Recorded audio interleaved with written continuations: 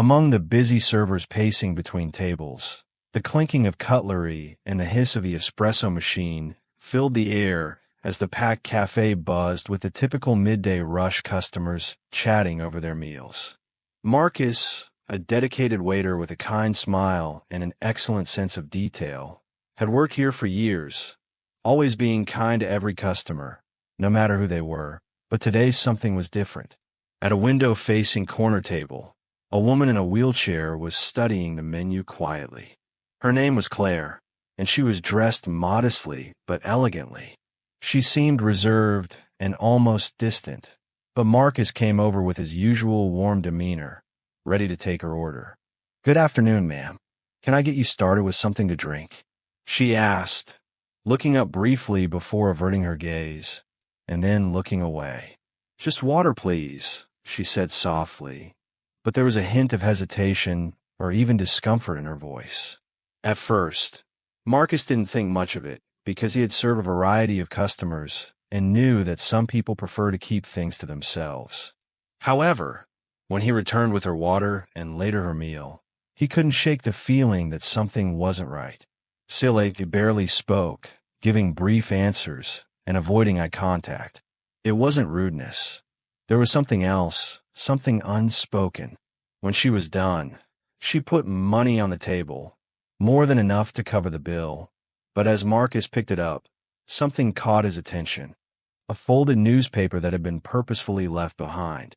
He hesitated for a moment before picking it up, but what made his stomach knot was the bold headline staring back at him with something so shocking and deeply personal that it made his hands shake.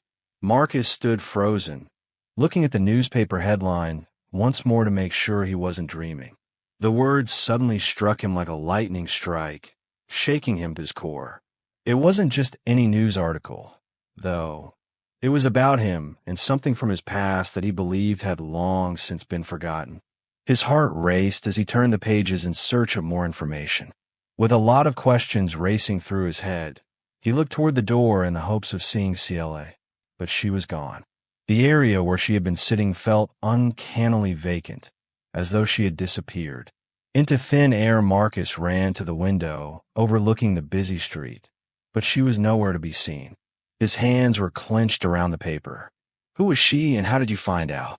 He took a deep breath and sank into the chair she had been using moments before, forcing himself to concentrate. The article described an event from years ago that had left a mark on his life. It wasn't a crime or a scandal, but it was very personal. His name wasn't mentioned, but the details were too familiar to be a coincidence. After he had tried to move on from a decision he had made that changed everything, he thought that life had moved him far enough away from that chapter. But now that he was staring at the bold print in front of him, it was obvious that his past had just caught up with him. But why now? And why through Celia had hardly spoken to him, hardly looked at him? Yet she had left this behind as if sending a message without saying a word. Marcus looked down at the table where her glass of water still had tiny drops cling to the rim. Had she come here just for this? Or was she a messenger for someone else? He abruptly sighed and folded the newspaper, but it was obvious that this was just the beginning. Marcus was unable to concentrate for the remainder of his shift, so he spent the day moving around the cafe, taking orders and refilling coffee cups, forcing smiles, but his thoughts were elsewhere. When his shift finally ended, Marcus wasted no time in stepping out into the cool evening air and pulling the newspaper out again under the glow of a street lamp. The article described an accident that occurred almost 10 years ago, a tragic moment that had changed lives, including his own. His heart pounded as he read it further, and he noticed a name that made his breath catch: Daniel Whitaker Daniel. The newspaper, now folded neatly in his apron pocket, felt heavier than it should have every time he reached for his notepad or tucked away a receipt, his fingers brushing against the paper's edges as if it were silently demanding his attention. The name sounded like an echo from the past. After years of silence, Marcus's words suddenly glared back at him in ink, bringing back memories he had long suppressed. He and Daniel had once been friends and virtually brothers, with plans and hopes for the future, But then life happened. Decisions were made. And one night, everything changed. Marcus tightly clenched his fingers around the newspaper, swallowing hard. The article mentioned an anonymous witness who had been silent for years, but was now coming forward with new information. Was the witness CLA? And was she attempting to warn him, or was this some sort of test? Every passing car seemed to be moving too slowly, and every stranger's look seemed to last too long as his eyes darted across the street. Paranoia quickly seeping in. Someone knew something, and they wanted him to remember it. He knew he needed to locate CLA when a blast of wind rushed past him, rustling the newspaper in his hands. Marcus didn't sleep that night, so he had to know why she had come, why she had left this for him, and most importantly, what she wasn't telling him, because one thing was certain. The past wasn't finished with him yet. He sat at his little kitchen table, reading and rereading the newspaper spread out in front of him, and the more he read it, the more questions it raised. He had a gut feeling that CLA held the key, but he had no way of finding her.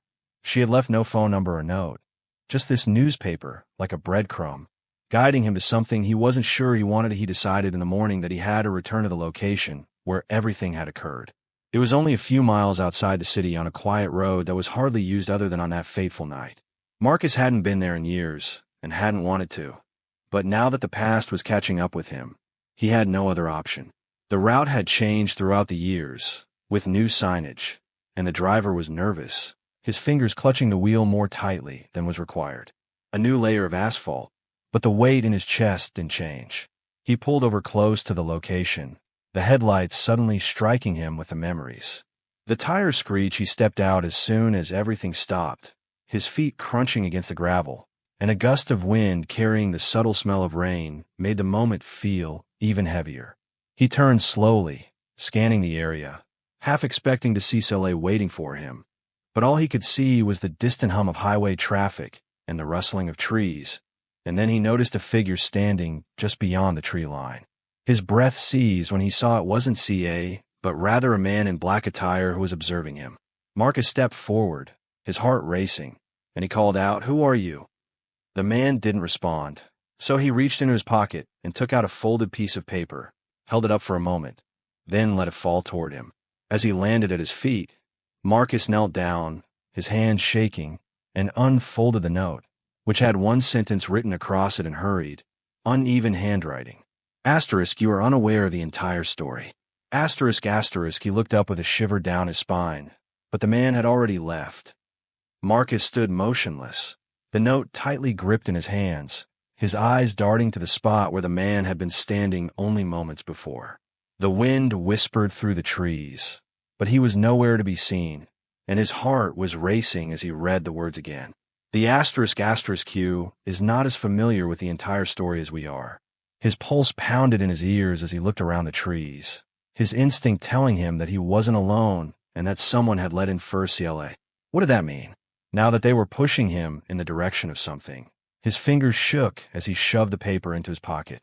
His thoughts were racing when his phone vibrated in his jacket, almost dropping as he took it out. The number was unknown, and his breath caught. It might have been CLA.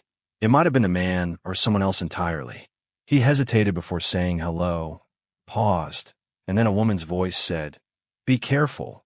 You shouldn't have gone back there." His stomach knotted. There was silence, followed by a soft sigh. "You were meant to let it go." Marcus tightened his hold on the phone and said, "Let's see. You left me that newspaper you wanted me to remember." She let out a short breath and lowered her voice, saying, "I want you to be ready." When CLA finally spoke, her voice was barely audible above a whisper, and he staggered back his breath, tightening his hold on the bone. "What are you talking about?"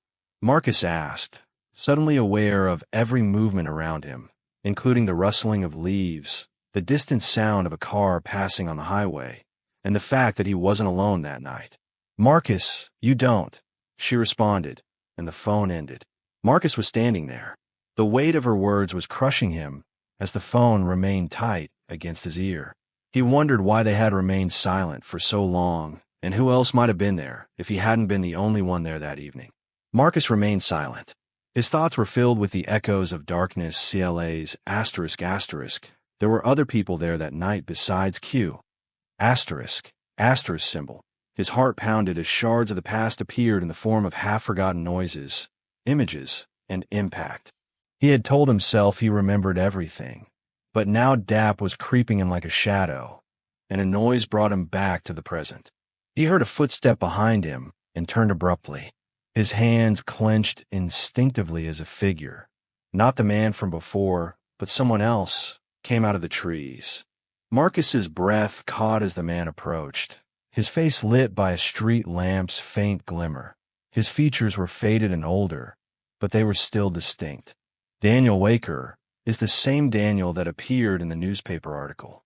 "I wasn't sure you'd come," Daniel remarked in a low voice, because Marcus thought he had died that night. Marcus stumbled back, unable to even utter the words. "This is impossible, you." Since Daniel was no longer there, I had to survive.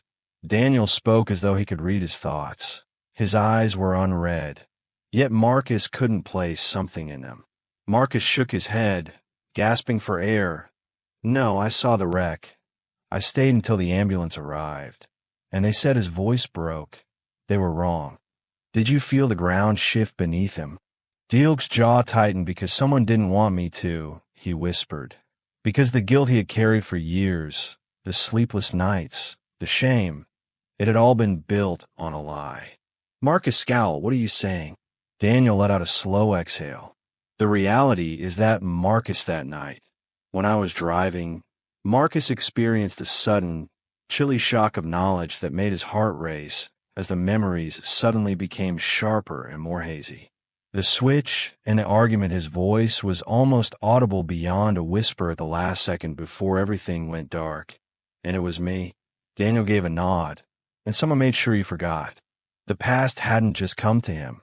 It had been waiting for him all along. Marcus stood in stunned silence, his breath shallow, his mind racing.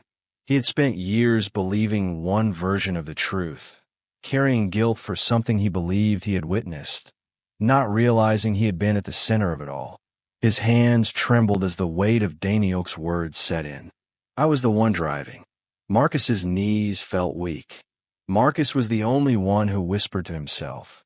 His thoughts started to reorganize the events of that evening, including the argument, Daniel's attempt to seize the keys, Marcus's obstinate slide into the driver's seat, and everything else that had happened up until this point. Daniel watched, and someone meticulously made sure you never remembered anyone because they needed you to think it was me. Marcus felt ill, but why had he stopped? The realization struck him hard. The missing pieces fell into place. The silence was broken, and she realized that CLA had known all these years as she had waited to bring him here and push him toward the truth. CLA was present that night, Daniel confirmed, as if reading his thoughts, and she saw everything. "That's why I'm standing here now." Marcus gulped deeply. "She's been attempting to remind me." Daniel nodded and gave you the option to accept what had transpired or to permanently leave. Marcus's chest constricted as he gazed at the ground. He had been living a lie, but he had always knew something wasn't right deep down. He had just refused to accept it. Now, after a protracted silence, the reality was staring him in the face and demanding to be acknowledged. "I need to see her Daniel's softened expression as she waits for you," Marcus said as he looked up. Marcus inhaled deeply. His heart was still racing, but for the first time in years, the terror was subsiding. He had no idea what would happen next, but he was convinced that he was at last prepared to face the past. There was no more running or hiding. It was time to put things right.